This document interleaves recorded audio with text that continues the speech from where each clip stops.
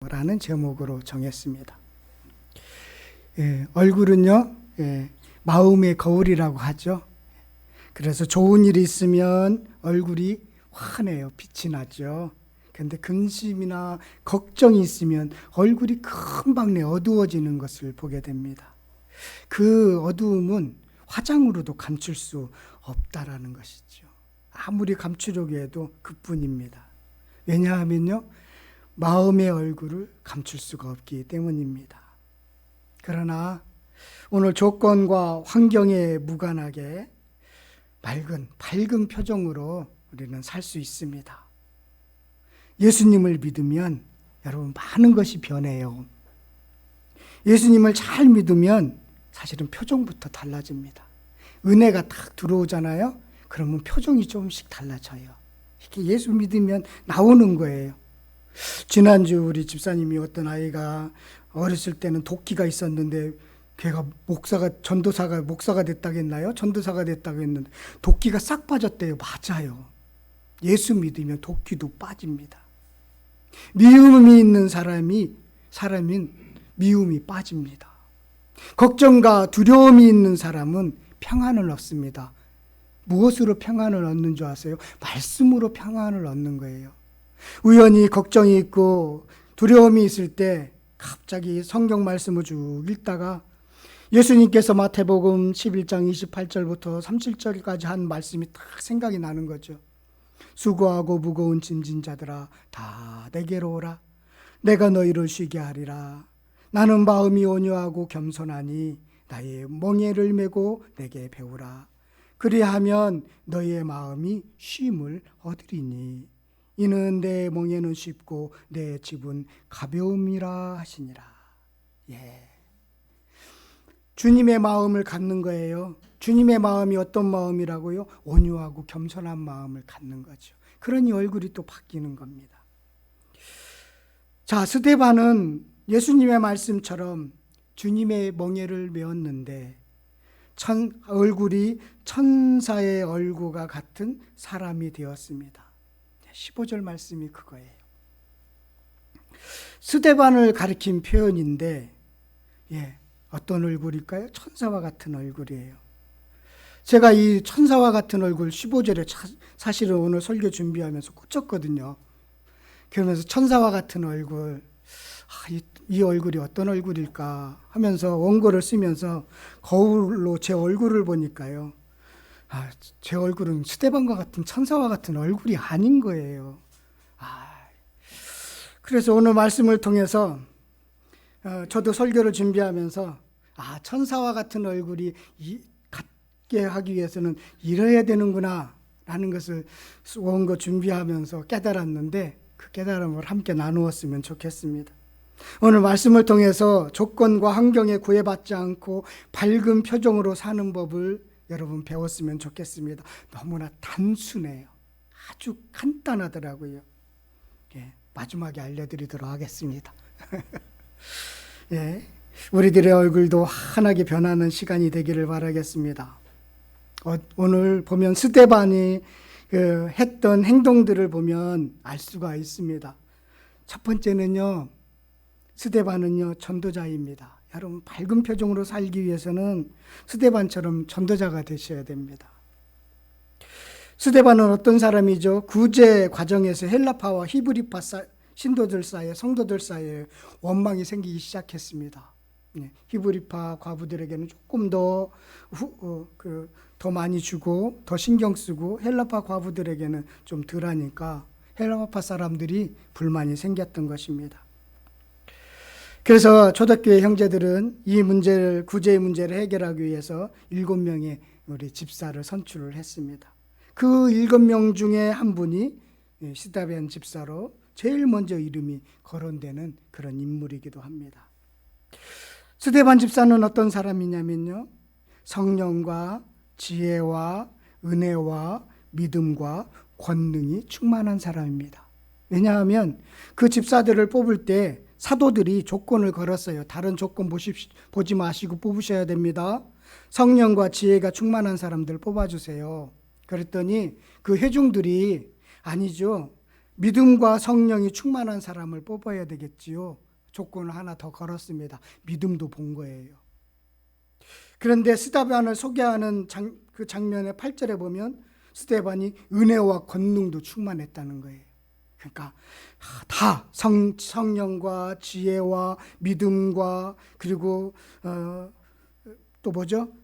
성령이 충만한 사람, 은혜와 권능이 충만한 사람 다 충만했대. 가득 채워져 있다라는 것이지요. 그런 사람이었습니다.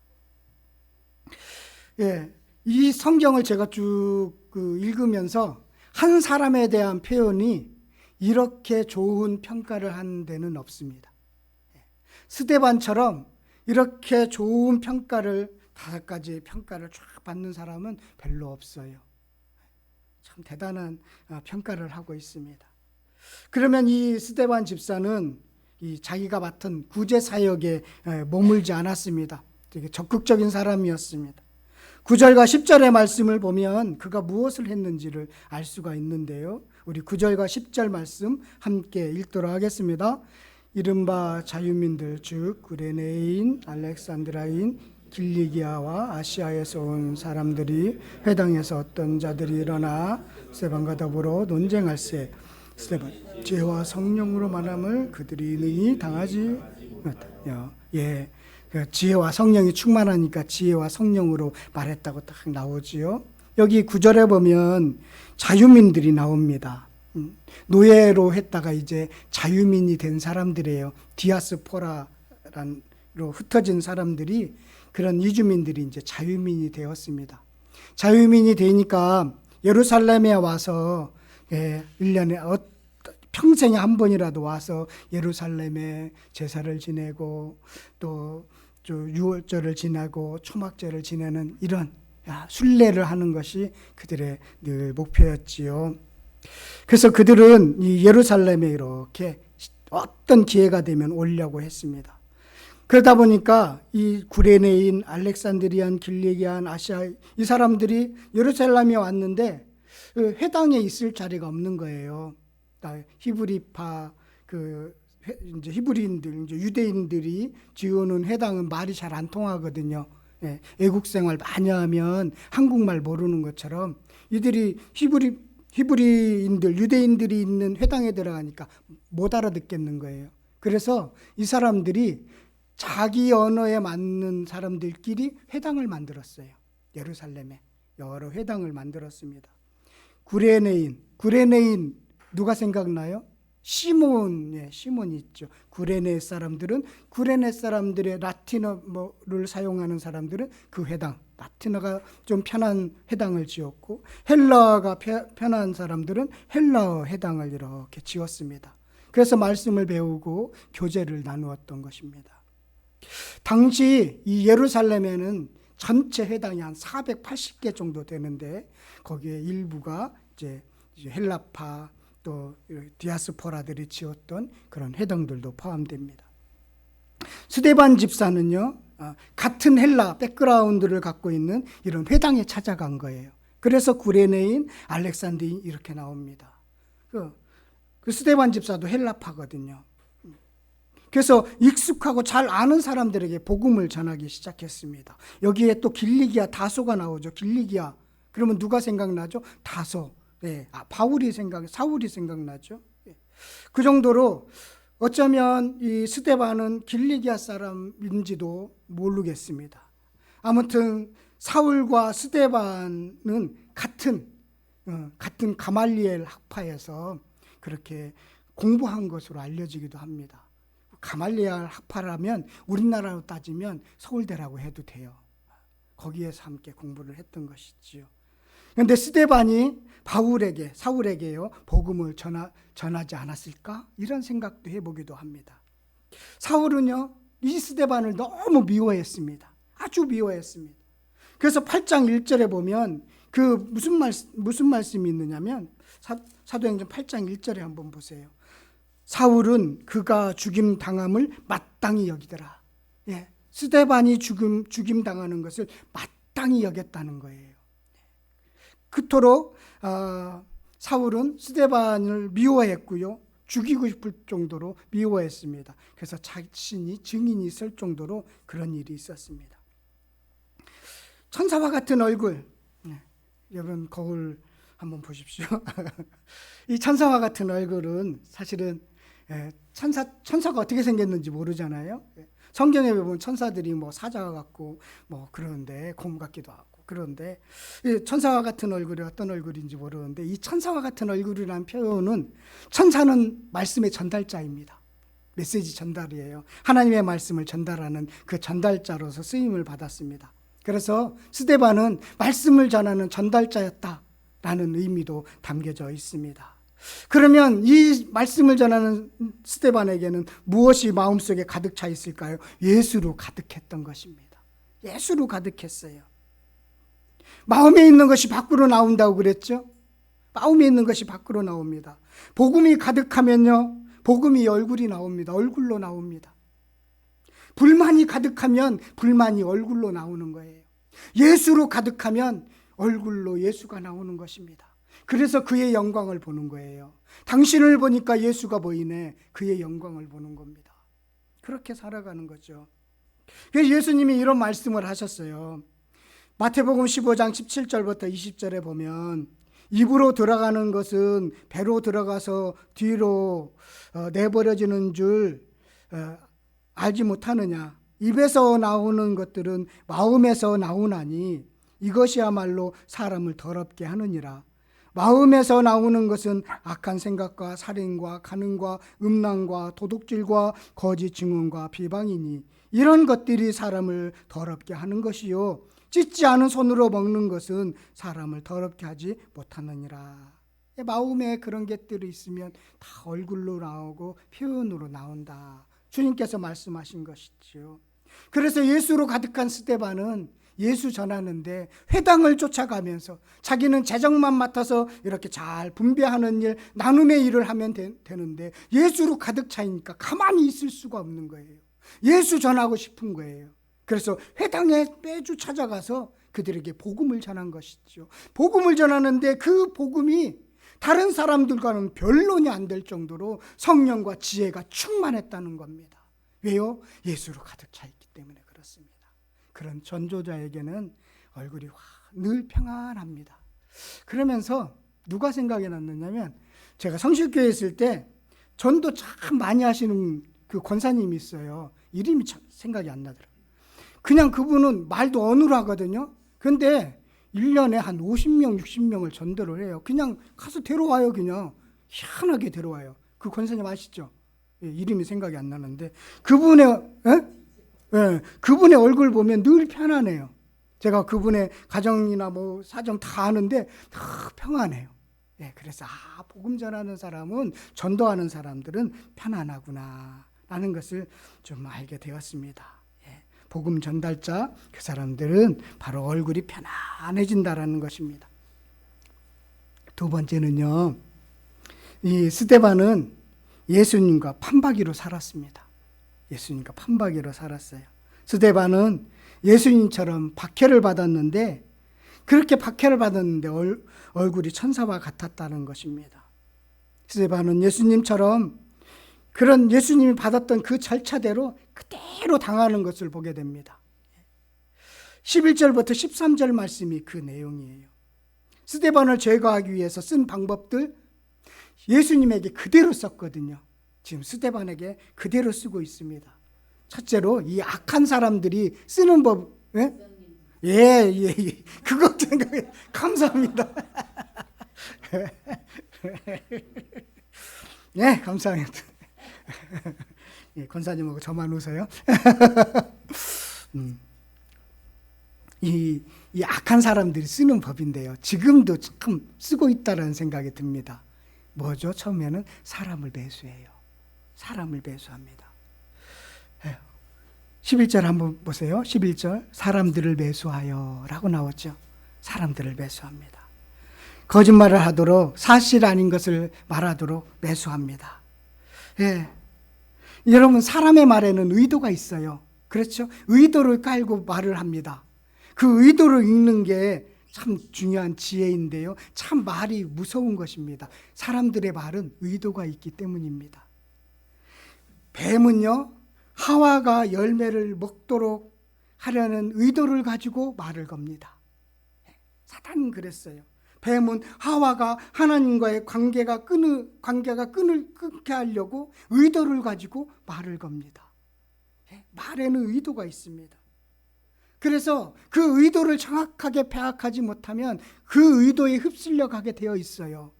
그렇게 정확하게 그 의도를 간파할 수 있는 능력이 뭘까요? 말씀을 정확히 아는 겁니다. 하와는 말씀을 정확히 알지 못해서 그 거짓말함에 휩쓸려 갔던 것을 보게 됩니다.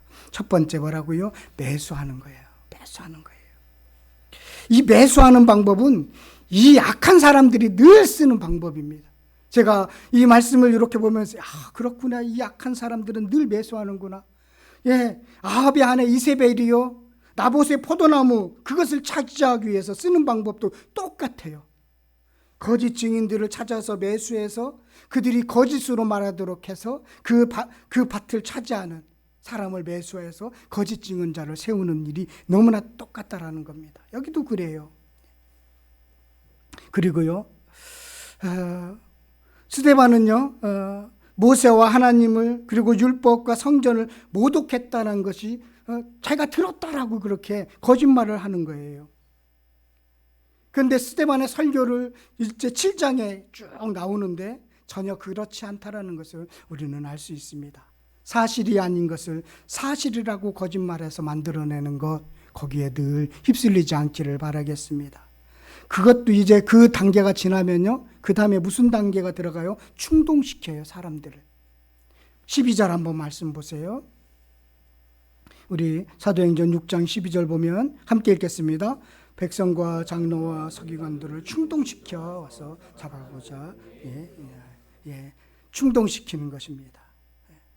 충동시키는 거 너무 쉬워요.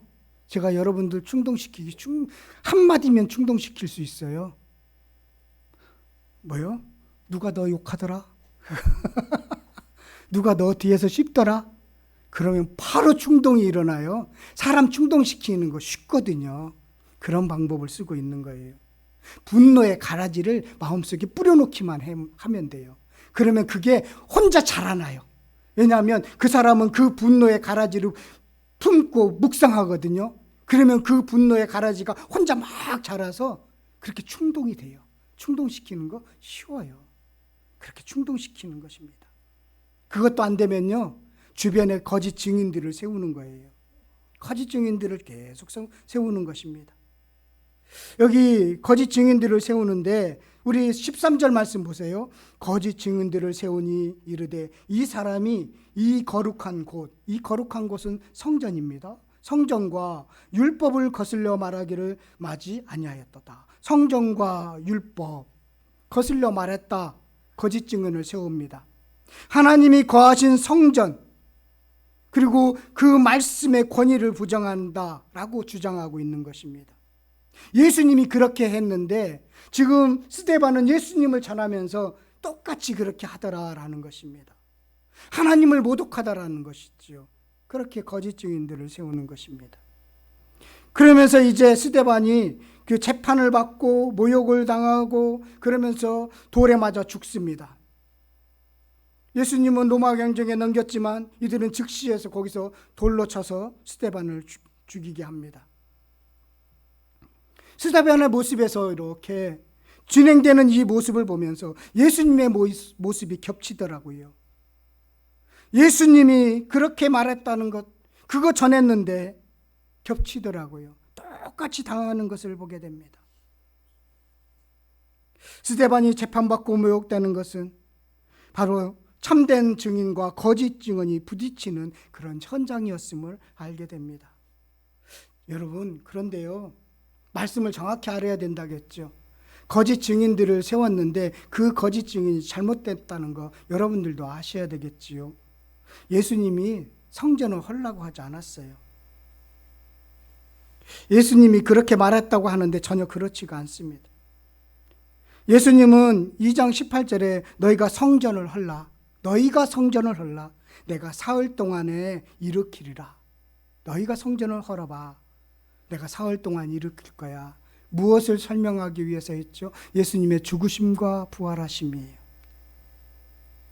그런데 이 말씀을 예수님이 이렇게 말씀하셨는데, 그런데 대제사장과 서기관들이 이 말을 이렇게 바꿔요. 한번 찾아가 보십시오. 마가복음 14장 55절 59절 말씀 함께 보도록 하겠습니다. 꼭 찾아보셔야 돼요. 예수님이 꼭 성전을 헐라고 한 것처럼. 마가복음 14장 55절에서부터 59절까지. 마가복음 14장 55절 59절. 찾으셨어요? 네. 마가복음 14장입니다. 시작. 대제사장들과 온 공회가 예수를 죽이려고 그를 칠 증거를 찾되 얻지 못하니 이는 예수를 쳐서 거짓 증언하는 자가 많으나 그 증언이 서로 일치하지 못함이라. 어떤 사람들이 일어나 예수를 쳐서 거짓 증언하여 이르되 우리가 그 말을 들으니 손으로 지은 이 성전을 내가 헐고 너는 아니한 성전을 지라 하더라 하되 그 증언도 서로 일치하지 않더라. 예. 여기 보세요. 58절이 중요해요. 내가 헐고 손으로 짓지 아니한 다른 성전을 사흘 동안에 지으리라 하더라. 예수님은 내가 헌다고 하지 않았어요? 예, 너희가 헐어라 내가 사흘 동안에 지을게. 그렇게 말씀했습니다. 예수님이 하신 말씀이 아니에요. 거짓 증인들이 모함하기 위해서 만들어낸 말입니다. 위증입니다. 예수님이 그렇게 말하지 않으니까 증인들도 일치하지 않는 것입니다. 예수님이 이런 말씀은 하셨습니다. 마가복음 13장 1절 2절 보면 예수께서 성전에 나가실 때 제자 중 하나가 이르되 선생님이여 보소서 이 돌들이 어떠하며 이 건물들이 어떠하나이까. 예수께서 이르시되 네가 이 건물들을 보느냐. 돌 하나도 돌 위에 남지 않고 다 무너뜨려지리라 하니라. 무너뜨려진다고 했습니다. 그러니까 예수님은 자신이 성전을 헐거나 무너뜨린다고 말씀한 적이 없는 것이에요. 하나님이 떠난 성전은 의미가 없다라고 말씀하신 것이지요.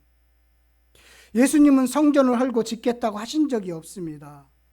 스데반은 베드로를 비롯한 사도들에게 예수님의 죽으심과 부활하심을 배웠습니다.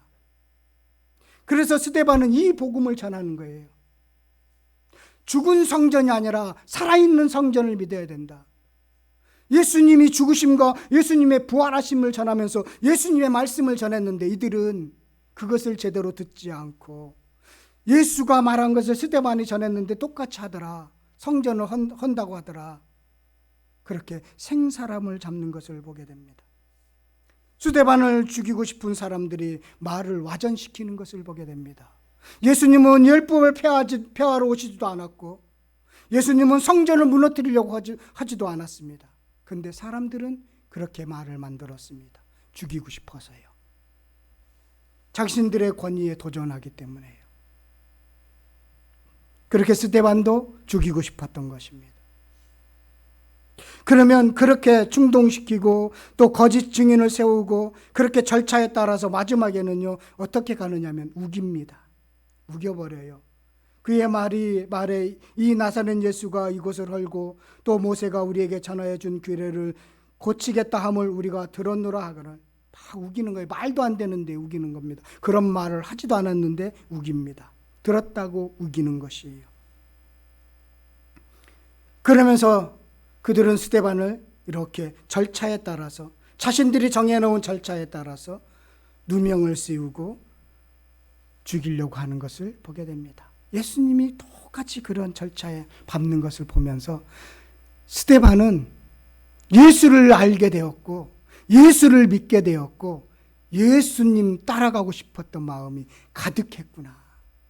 예수 따라가고 싶었구나. 그러니 자신이 지금 그 핍박을 받고 억울한 일을 당하고 그 모든 이런 일들이 하나도 두렵지 않은 거예요. 내가 예수의 길을 가고 있구나라고 확신이 들기 때문에 그의 얼굴은 천사와 같이 될 수밖에 없었구나라는 것입니다. 여러분, 예수 따라가면 천사의 얼굴이 되는 것입니다. 이거예요. 답이 이거예요. 예수 닮아가면 천사의 얼굴이 되는 거예요. 내 안에 예수가 가득하면 여러분들의 얼굴이 천사처럼 변하게 되어 있습니다. 여러분들의 삶이 천사와 같은 삶을 살게 되는 것이지요. 예, 그의 얼굴이 천사와 얼굴과 같더라. 예수 따라쟁이가 되면 그렇게 된다는 것입니다. 또 한 가지가 더 있는데요. 지혜로 가득하면, 여러분, 성령과 지혜가 가득하면 천사와 같이 얼굴이 환히 밝은 표정이 된다라는 것입니다. 스데반이 변론할 때 지혜와 성령으로 말했습니다. 이 청소년 담당하는 목사님이 그의 제자에게 이런 질문을 받았어요. 목사님, 담배 피우고 술 먹으면 지옥 가요? 그렇게 질문을 받았어요. 그랬더니 여러분들은 어떻게 말하고 싶으세요? 아니, 천국 가. 그런데 빨리 가. 빨리 간다. 천국은 가는데 빨리 가. 그래서 그 학생은 담배와 술을 끊었다는 그런 전설적인 이야기가 있습니다. 지혜로 말한 거예요. 그 안에 복음이 있으면 지혜가, 자신도 모르는 지혜가 나옵니다. 이 지혜는 진리의 지혜입니다. 사실이 아닌, 사실 같은 것을 안 하는 게 아니라 보이지 않는 것을 보는 지혜, 이 지혜가 있는 것입니다. 그러니까 세상을 꿰뚫어 보지요. 그러니까 흔들림이 없는 것이지요. 스데반은 그런 사람이었다라는 것입니다. 지혜와 성령으로 말하는 것이 무엇이냐면요, 7장 스데반의 설교입니다. 그가 진리 가운데 가득한 지혜의 사람이었다는 것을 7장을 쭉 다음 주에부터 읽으면 우리는 알 수가 있습니다. 여러분, 성경에 얼굴이 빛난 사람이 몇 사람들 있죠? 누가 생각나세요? 예, 모세입니다. 모세가 출애굽기 34장 30절에 보면 아론과 온 이스라엘 자손이 모세를 볼 때 모세의 얼굴 피부에 광채가 남을 보고 그에게 가까이 하기를 두려웠더라. 광채가 난대요. 그런데 모세가 40일 동안 시내산에서 먹지도 않고 물도 마시지 않았는데 40일 동안 하나님과 함께 있었습니다. 그리고 내려왔거든요. 두 번째로 돌판을 받기 위해서 올라갔어요. 좋지 않은 상황 속에서 올라갔습니다. 그런데 하나님과 함께 있었더니 그의 얼굴 피부에 광채가 났습니다. 광채가 나는 건 뭐라고요? 하나님과 함께 있는 겁니다. 하나님과 가까이 있으면 그 얼굴에 광채가 나게 되어 있습니다. 또 한 분이 있지요. 마태복음 17장 1절 2절 보면 엿새 후에 예수께서 베드로와 야고보와 그 형제 요한을 데리고 따로 높은 산에 올라가셨더니 그들 앞에서 변형되사 그 얼굴이 해같이 빛나며 옷이 빛과 같이 휘어졌더라. 해같이 빛나며. 예수님이 하늘에 있었던 모세와 엘리야와 함께 있을 때 예수님의 얼굴이 해같이 빛났습니다. 모세가 광채가 났고 예수님이 변하여 광채가 났습니다. 스데반은 지혜와 은혜, 믿음이 충만했을 때 광채가 났습니다. 예, 하나님과 함께 있으면 얼굴에 광채가 납니다. 말씀 대신 예수와 함께 있으면 얼굴에 광채가 납니다. 상황과 전혀 어울리지 않는, 상황과 전혀 관계없이 광채가 나게 되어 있습니다. 해같이 빛나시기를 바라겠습니다. 그러기 위해서 스데반은 예수쟁이가 되었습니다. 그랬더니 그의 얼굴에 천사와 같이 광채가 났습니다. 예수장이 예수를 따라가고 싶었고 예수님과 똑같이 되고 싶었던 그 스데반의 얼굴은 천사와 같았습니다. 여러분들이 예수의 길을 걸어가시면 돼요. 그러면 얼굴이 천사와 같이 변하게 되어 있습니다. 예수의 길로 거십시오. 전도자가 되시고 진리에 가득 차 있으셔서 어떤 상황에도 전혀 흔들리지 않는 예수쟁이가 되십시오. 그러면 저처럼 얼굴이 광채가 납니다.